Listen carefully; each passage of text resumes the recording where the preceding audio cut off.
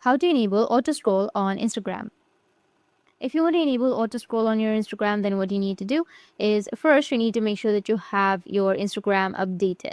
Once Instagram is updated, you need to open up your Instagram. Make sure that you have a stable internet connection. After that, you need to go with your Reels section. Once you're on your Reels, now here on the bottom right, you will have three dots icon, right? You need to tap on the three dots, and here you may have an option of auto scroll.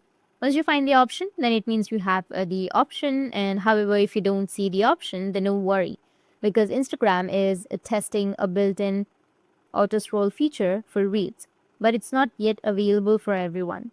This feature, when available, lets Reel automatically jump to the next video. Once the current one finishes, you'll be able to scroll to the next one automatically.